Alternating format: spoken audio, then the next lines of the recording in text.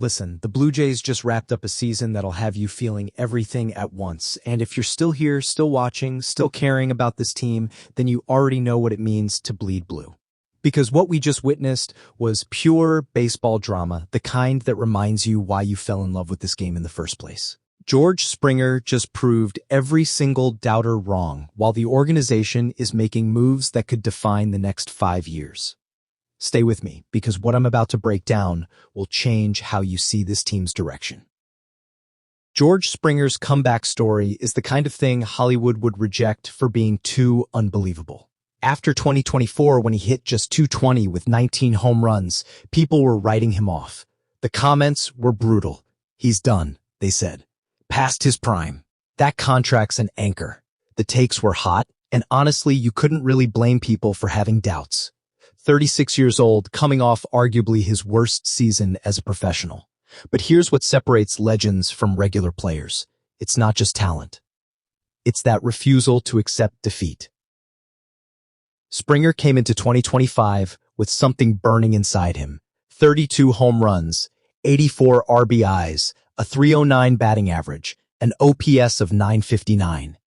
These aren't just good numbers, these are elite numbers. This is all-star caliber production from a guy everyone thought was finished. He didn't just bounce back, he reminded everyone why he's a former World Series MVP, why he's been to 4 All-Star games, why the Blue Jays signed him in the first place. But statistics only tell part of the story. What Springer brought back to Toronto was something you can't measure with metrics. It was leadership. It was confidence. It was that infectious energy that makes teammates believe they can do the impossible. When your veteran center fielder is performing like he's 28 again, it changes the entire clubhouse dynamic. Young guys see that work ethic, that preparation, that clutch gene, and they want to emulate it. Then came the Silver Slugger Award as a designated hitter.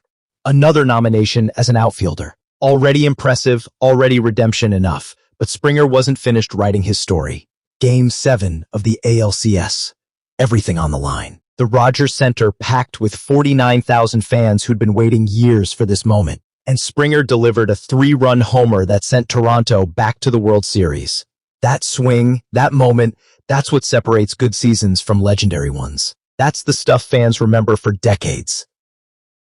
Yeah, the World Series against the Dodgers didn't end the way we wanted. That pain is real. But what Springer accomplished this season goes way beyond one series. He proved that age is just a number when you've got the heart of a champion. He showed that experience, when combined with dedication and skill, can still dominate at the highest level. 4-time All-Star, 2017 World Series MVP, and now, at 36, still capable of carrying a franchise on his shoulders. But here's the question Blue Jays fans need to grapple with. Is Springer the foundation you build around for the next few years, or is this season an outlier, a beautiful last dance before Father Time catches up? Because the reality is, he's not getting younger. Can he maintain this level? Should the front office be planning for life after Springer while he's still producing? These aren't easy questions, but they're necessary ones. While Springer was making magic happen at the major league level, the organization was making significant moves in the minor leagues that most casual fans probably missed.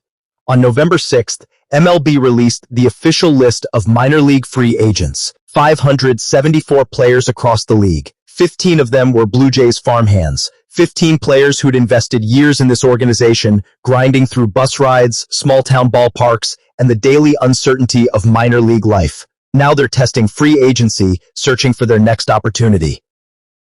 Jason Brown's name stands out. A Canadian kid drafted by Toronto in the 3rd round back in 2019. Homegrown talent, the kind every fan base loves to root for. He made it all the way to AAA this year, so close to the dream, but now he's a free agent. That's baseball. It's brutal sometimes. You can do everything right and still find yourself looking for a new organization.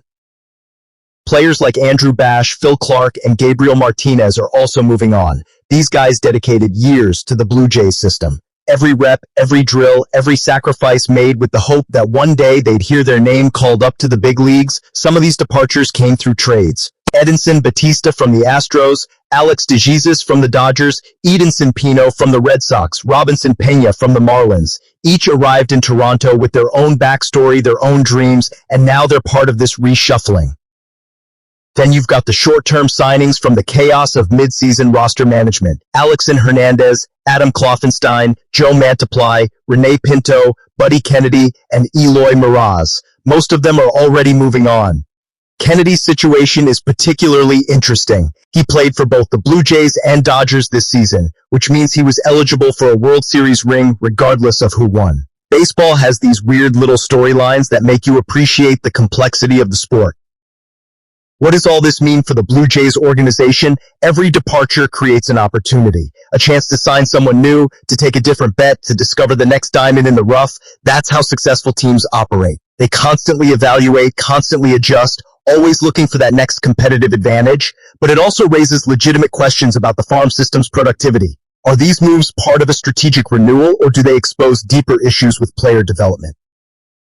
The 2025 Blue Jays season perfectly captures what it means to be a fan of this team, the highs of George Springer's resurgence, leading Toronto back to the World Series with clutch performances that'll be replayed for years, the lows of a World Series loss and watching 15 minor leaguers walk away. This is the cycle of baseball. While some players are celebrating career achievements, others are packing their bags and starting over. Being a Blue Jays fan means embracing all of it. The uncertainty, the hope, the frustration, the joy. It means understanding that baseball is a long game, that rebuilds take patience, that even your best players will eventually decline. But it also means believing in the process, trusting that the front office has a plan, and knowing that the passion of this fan base never wavers. The Rogers Center will be packed again next season. Fans will be chanting the same songs, and the hope will be alive once more. Because that's what we do. We believe even when it's hard. Drop your thoughts below, Blue Jays Nation. Let's keep this conversation going.